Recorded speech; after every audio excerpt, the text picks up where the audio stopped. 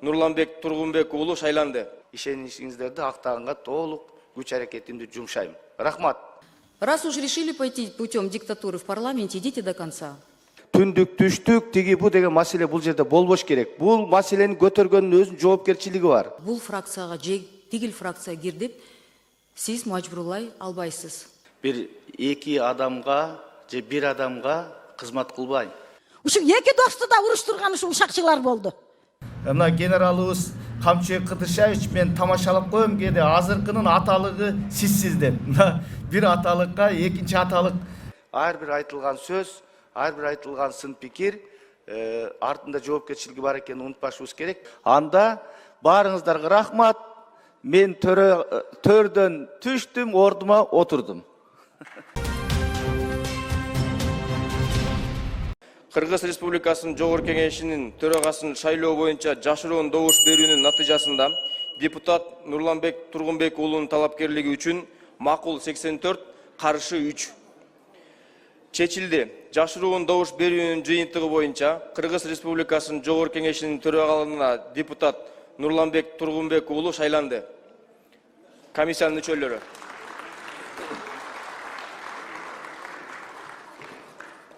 Куттуктайбыз.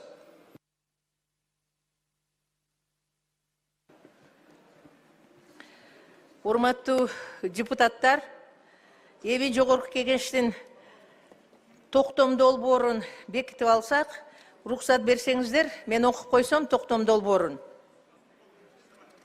Кыргыз Республикасынын Жогорку Кеңешинин депутаты Тургунбек уулу Нурланбек Кыргыз Республикасынын Жогорку Кеңешинин төрагасынын кызмат ордуна шайлоо жөнүндө Кыргыз Республикасынын Конституциясынын 81 беренесинин 1 жана 3 бөлүктөрүнө жана Кыргыз Республикасынын Жогорку Кеңешинин регламенти жөнүндө Кыргыз Республикасынын мыйзамынын 17 беренесине ылайык Кыргыз Республикасынын Жогорку Кеңеши токтом кылат. Жашыруун добуш берүүнүн жыйынтыктары боюнча Кыргыз Республикасынын Жогорку Кеңешинин депутаты Тургунбек уулу Нурланбек Кыргыз Республикасынын Жогорку Кеңешинин төрагасы болуп шайлансын. Добушка коем, токтомго добуш бериңиздер. Макул 85, каршы жок, баары 85, катталды 87. Урматтуу депутаттар, эгерде сиздер рухсат берсеңиздер, сиздердин атыңыздардан жана өзүмдүн атымдан Тургунбек уулу Нурланбекти Кыргыз Республикасынын Жогорку Кеңешинин 8-чи чакырылышынын төрагасы болуп шайланышыңыз менен куттуктап, сизге чың жен соолук, узун өмүр жана жооптуу ишиңизге ийгиликтерди каалап кетүүгө рухсат этиңиздер.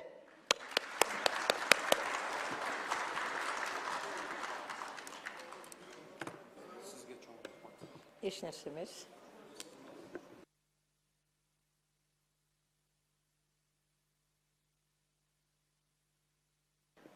Аксакалдардан келесиздерби?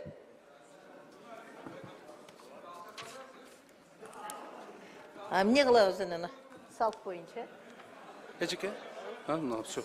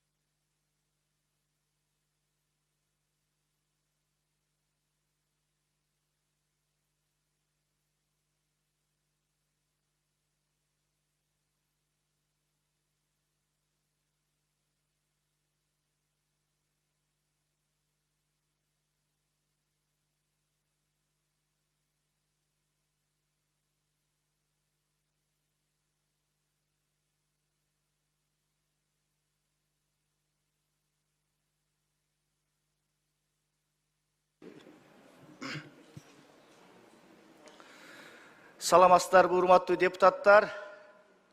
Барыңыздарды эң оолу элдин ишенимине артып, чоң колдоо менен, чоң ишенич менен Кыргыз Республикасынын Жогорку Кеңешинин 8-чи чакырылышына депутат болуп, расмий түрдө бүгүн ыйгарым укуктарыңыздарга ээ болуп ишке киришкениңиздер менен баарыңыздарды куттуктаймын. Ишиңиздерде ийгилик каалайм. Урматтуу депутаттар, сиздер бүгүн Жогорку Кеңештин 8-чи чакырылышынын алгачкы жыйынында 8-чи чакырылыштын төрагасы кылып, мага чоң ишеним менен колдоо көрсөтүп, Жогорку Кеңештин төрагалыгына шайлаганыңыздар үчүн чоң ыраазычылык билдирип, өзүмдүн буга чейинки билимимди, тажрыйбамды Жогорку Кеңештин, парламенттин мындан аркы кадыр баркын өстүрүүгө жана коомдогу, өлкөдөгү ролун татыктуу аткарууга бардык күч аракетимди жумшайм. Ошону менен катар Кыргыз Республикасынын бүгүнкү президентибиз урматтуу Садыр Нуркожо уулу баштаган саясатты парламент тарабынан колдоо иретинде бардык мыйзамдык ченемдердин алкагында иш алып барууга баарыбыз аракет кылышыбыз керек. Өлкөбүз өсүп өнүгүш керек. Парламент биздин Жогорку Кеңеш жеке эле Борбор Азия чөлкөмүндө же болбосо мурдагы СССР азыркы КМШ чөлкөмүндө эмес, дүйнөнүн бир катар парламентаризм өнүккөн, ачык, демократиялуу парламенттердин бири болуп эсептелинет. Мындан кийин дагы ошол аталышыбызды, ошол ордубузду сактап калуу эле эмес, дагы өнүктүрүшүбүз керек. Парламент бүгүнкү күндө өзүнүн ыйгарым укуктары жетиштүү, баш мыйзамда көрсөтүлгөн бардык ыйгарым укуктардын негизинде иш алып барсак, мен ойлойм парламент өзүнүн татыктуу ишин аткарат деп. Андыктан биздин парламенттин бардык ишмердиги ачык жана демократиялык мүнөздө болот. Сөз эркиндиги бул жерде бир гана жоопкерчилик менен бекемделиш керек. Ар бир айтылган сөз, ар бир айтылган сын пикир артында жоопкерчилиги бар экенин унутпашыбыз керек. Бирок ошол учурда мына бүгүн урматтуу президентибиз да айтты, өлкөбүздөгү бардык бийлик бутактарында кандай бир кемчиликтер болсо, конструктивдүү сын айтканга биз дайыма өөлгө түзүп беришибиз керек. Жана ушул бийик трибунадан ошондой элдин үнү айтылып туруш керек. Буйруса алдыдагы жылдарда сиздер менен биргеликте мен ойлойм өлкөбүздүн, мамлекетибиздин, элибиздин жашоосун бакубат кылган мыйзам долбоорлорун, маанилүү чечимдерди кабыл алабыз деп мен терең ишенем. Баарыңыздарга дагы бир жолу рахмат. Ишеничиңиздерди актаганга толук күч аракетимди жумшайм. Рахмат. Саламатсыздарбы, урматтуу коллегалар, урматтуу төрага. Кечөө биз деген төраганы сизди, орун басарларын, комитеттердин төрагаларын безальтернативна шайлап бердик. Бүгүн болсо комитеттердин орун басарларын шайлоо коюп турсуздар. Кечөө диктатура, бүгүн демократия болуп калыптыр. Кандидаттардын ортосунда, депутаттардын ортосунда деген ызы чуу чыгарбай, кечөөnkү жолуңар менен эле безальтернативна кандидаттарды белгилеп коюңуздар деп мен суранат элем. Сиз тиякта сүйлөшкөнчөктү, биякта ызы чуу болуп атат. Раз уж решили пойти путем диктатуры в парламенте, идите до конца. Бүгүн биякта деген азыр орун басарлары деп, биякта эл түштүк түндүк болуп, ака, ука, эже, сиңди болуп бөлүнүп атабыз. Туура эмес болуп атат. Комитеттердин төрагаларын шайлап атканда сураган жоксуңар. Вицелерди шайлап атканда сураган жоксуңар. Төраганы сунуштап атканда бир да альтернативдүү кандидаттарды чыгарттырган жоксуңар. Азыр болсо биякта орун басарларын, жаңы келген депутаттар, вы еще не разобрались, но булардын деле ой пикири бар да. Же кайрадан шайлоо кылып туруп, кайра барыңарды шайлайлы, же кечөөnkүнүңөрдү улантып туруп, бүгүн деген ызы чуу чыгартпай, нормально, культурно бүтүргүлө. Туура эмес болуп атат. Сиз баарын байкап атасыз, анан азыр танып жок, андай эмес деп айтпаңыздар. Может быть, пока вы там совещаетесь, вы не видите, что здесь на палате происходит. Мен биринчи жолу шайланган жокмун депутат катары. Атмосфераны көрүп атам, түшүнүп атам. Сыртта эл туура эмес түшүнөт азыр. Рахмат. Рахмат, Элвира айым. Биринчиден, сиз акыркы чечим менен таанышкан жоксуз. Ал боюнча маалыматыңыз жок. Себеби анткени сиз бир фракциянын же депутаттык топтун мүчөсү эмессиз. Сиз алгачкы сөздөрдү айтып атасыз. Биз акыркы жыйынтык эч кандай атаандаштыгы жок эле, шайлоосу жок эле, ар бир комитетке 3 орун басардын фамилиясы менен чектелдик. Эч кандай андай маселе болбойт. Бул бир. Экинчиден, сиз туура бир нече жолу шайланган депутат катары мен да сизге айтып коет элем. Түндүк, түштүк, тиги бу деген маселе бул жерде болбош керек. Бул маселени көтөргөндүн өзүнүн жоопкерчилиги бар.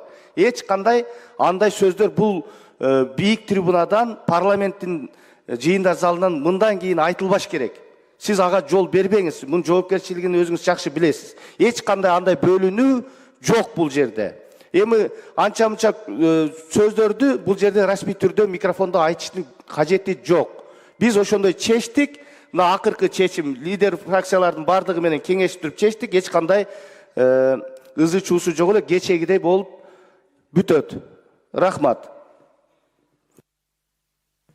5-чи микрофон. Төрага, мен сизди кесиптеш катары сыйлайм. Бирок мен сизден суранат элем. Бирибизге мындай комментарий берип атканда деле байкап сүйлөңүздөр. Мени коркутпаңыздар, биринчиден. Мен түшүнүп атам. Эң жогорку тепкичтин бийлигин бутаган бирөөсү сиз болуп атасыз азыр. Бирок калыс ой пикир болуш керек.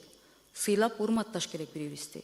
Анан мен айткан сөздү биякта кээ бир депутаттардын может айтканга настроениясы жетпей жатабы, даремети жетпей жатабы, духу жетпей жатабы, менде андай бар. Мен ачык айткан депутатмын. Ачык айтатам сизге. Анан мени мажбурлап бул фракцияга же тигил фракцияга кир деп сиз мажбурлай албайсыз. Мени шайлаган элим бар. Ошол эл деген келгенден кийин бизге өзүнчө убакыт бөлүп бер. Ар дайым кабинетиң бош болуш керек. Биз каалаган убакытта келгенде, биз чалганда бош болуш керексиң деп мен ошого карата мүмкүн бирде топко аралашып кирген жокмун. Анан менин карыздарым жок. Ошондуктан ошондой чечимге келдим. Мен сизден суранат элем. Будьте аккуратнее в выражениях, пожалуйста. Рахмат. Рахмат. Сиздерге эскертүү, кийинки жумага эч кандай иш-чара өзүңөрчө койбоңуздар. Пленардык жыйындарга дагы, комитеттин жыйындарына дагы активдүү катышыңыздар. Тартип катуу болот. Келбеген депутаттарды биз маян астынан кыркабыз, коомчулукка жарыялайбыз. Себеби жок келбеген депутаттарды. Мына элдин ишенимин алып, элдер, шайлоочулар сиздерге ишеним берди. Ушул биздин округтун маселесин ошол жерде айтып деп активдүү болуңуздар деп. Эгерде активдүү катышпасаңыздар, биз массалык маалымат каражаттарына берип турабыз. Шайлоочулар билсин кимдин депутаты кайда себепсиз жүйөлүү себептери жок жүрөт. Ошон үчүн барыңыздар активдүү болуңуздар. Урматтуу депутаттар, сиздерден сураныч. Саламатсыздарбы депутаттар? Өзүңүздөргө белгилүү болгондой, биздин парламенттик делегация кечинде Түркия Республикасынан расмий сапардан кайтып келдик.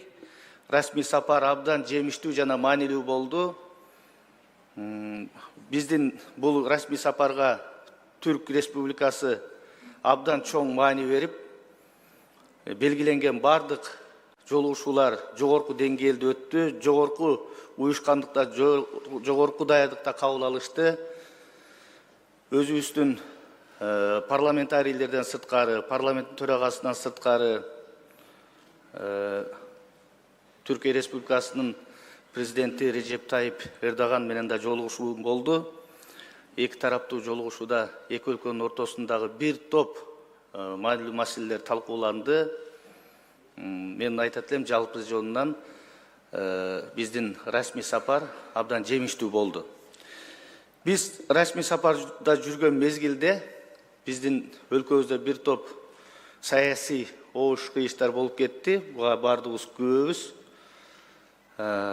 Ошондо ушу менин дарегиме дагы бир топ сөздөр айтылып, ар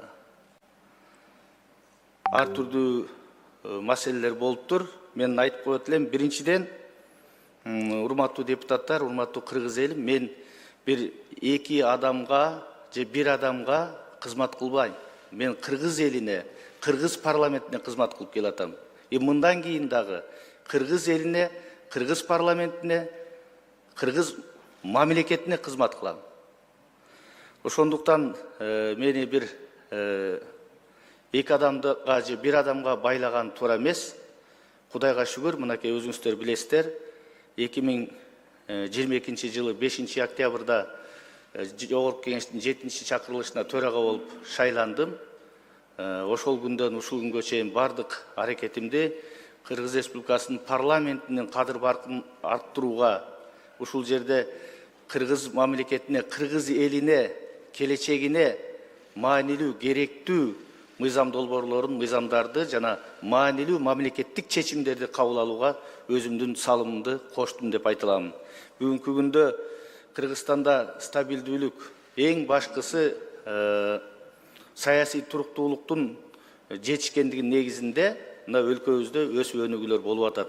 Өлкөбүз соңку жылдары жеке аймакта эмес, мындай дүйнөдө эң тездик менен өнүгүп аткан мамлекеттердин катарына кирип атат. Экономикабыз жогорулуп атат.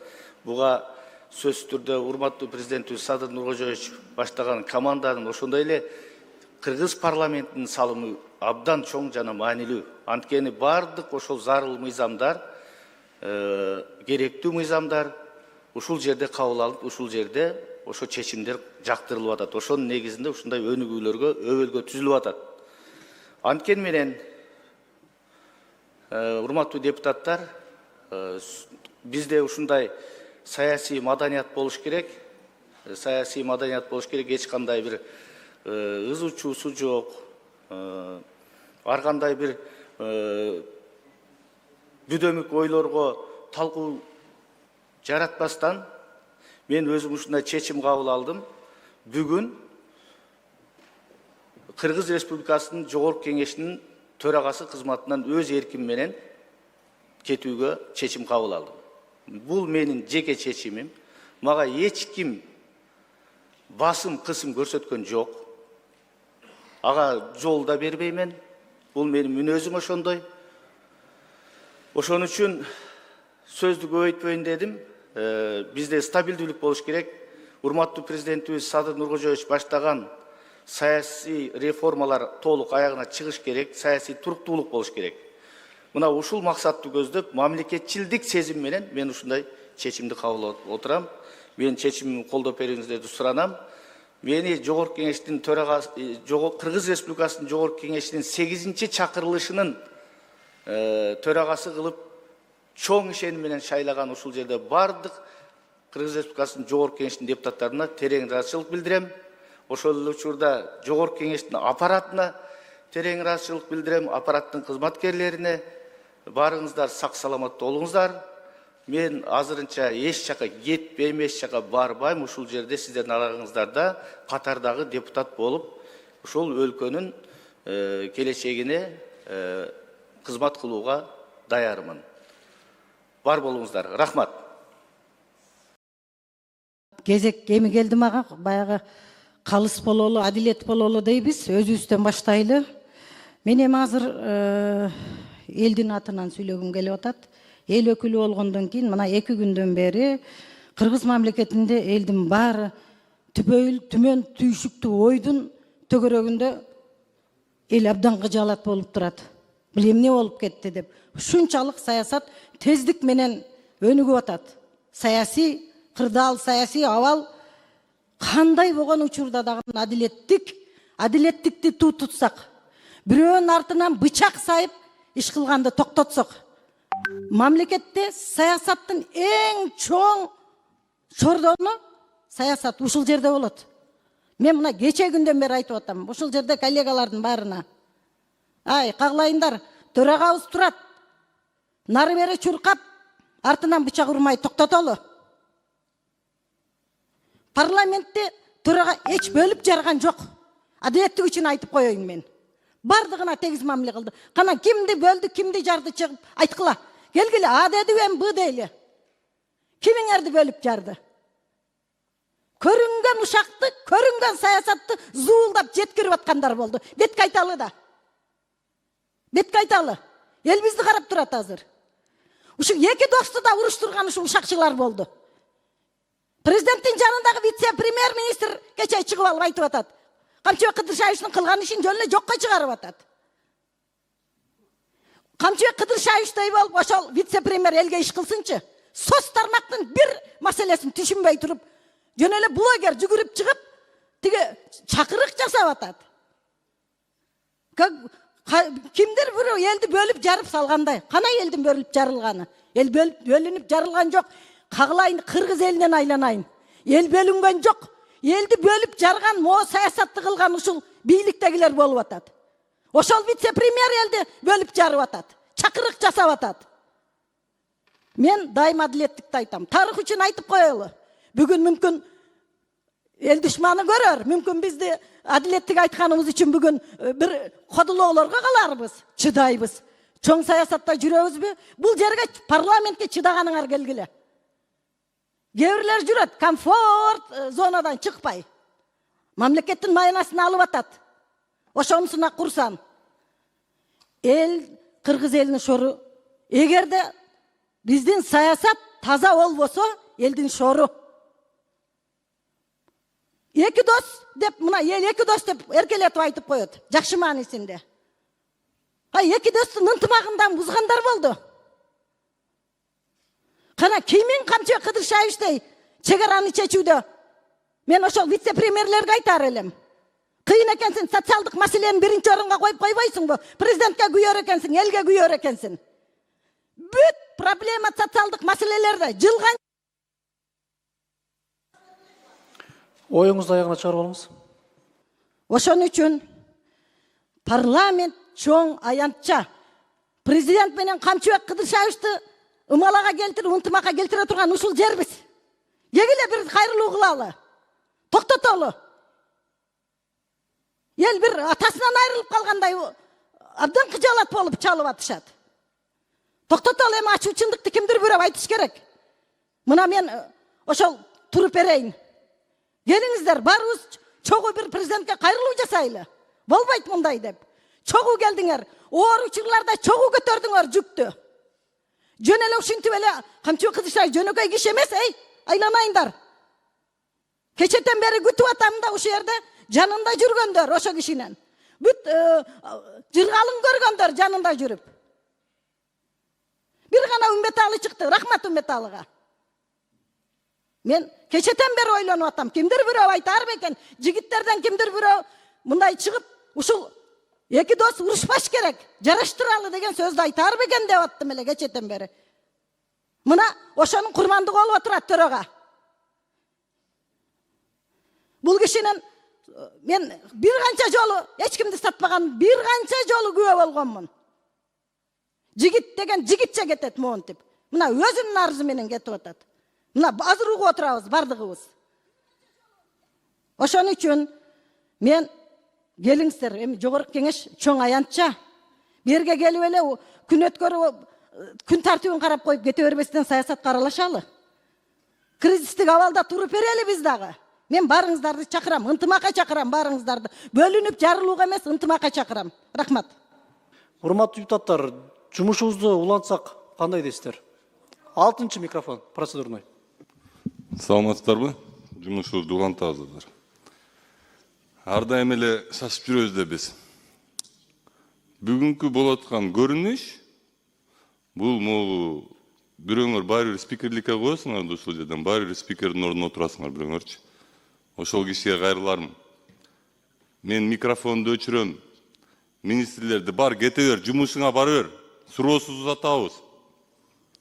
Деген сөздөрдү келаткан төрага сиз айтпайсыз го деп ишенем да менчи. Анткени биз эл өкүлүбүз. Биз ошол министрлерге ушул жерден сүйлөшүбүз керек. Канча жол ушул жерден какшанып, кайталап, суроо берип калалы. Десем, болбой ушул жерде Камил Абдыразаковна аз бүтө алайын мен сөзүмдү. Болбой ушул жерде ушундай көрүнүштөр болот да. Мен кайрылып атам. Келаткан спикерге кайрылдым. Мен ойлойм ушундай көрүнүштөр болбойт деп сиз жактанчы. Чын жүрөктөн ишенем. Рахмат. Анда урматтуу депутаттар, менин арызым канааттандырылды деп эсептелинет, регламентке ылайык эске алынат. Бүттү. Эми башка иштер боюнча кийинки төраганы шайлоо процедурасы боюнча иштей бериңиздер. Анда баарыңыздарга рахмат. Мен төрдөн түштүм, ордума отурдум.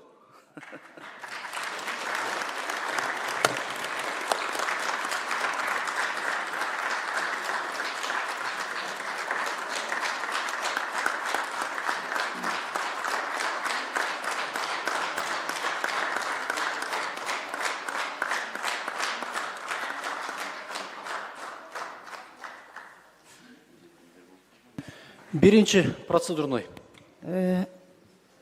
Урматтуу кесиптештер, Атажурт Талиева.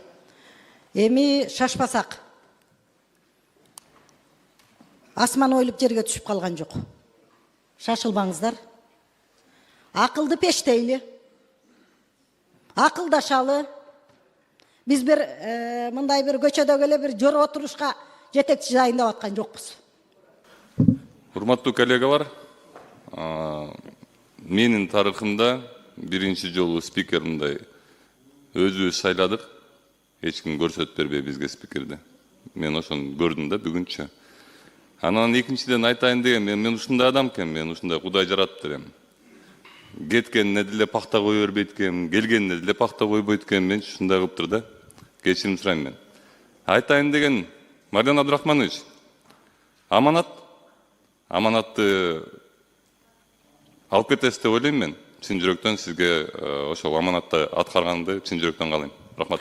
Рахмат. Анан дагы бир айтып кетейин деген жерим, баягы чындап эле азыркы айтып кеткениңиздей болуп, баарыбызга тең карап, Мардан Абдрахманович, 90 депутатка болобу, өкмөткө болобу, баарыбызга тең карап, жаныңарга эч кандай шайкаларды мындай талпа кылбай жаныңызгачы жакшы иштеп бересиз деген ойдомун. Рахмат. Рахмат. Анда урматтуу депутаттар, бүгүнкү каралган күн тартибинде маселелердин баардыгы жыйынтыктадык. Анда кийинки жума чейин танабыз.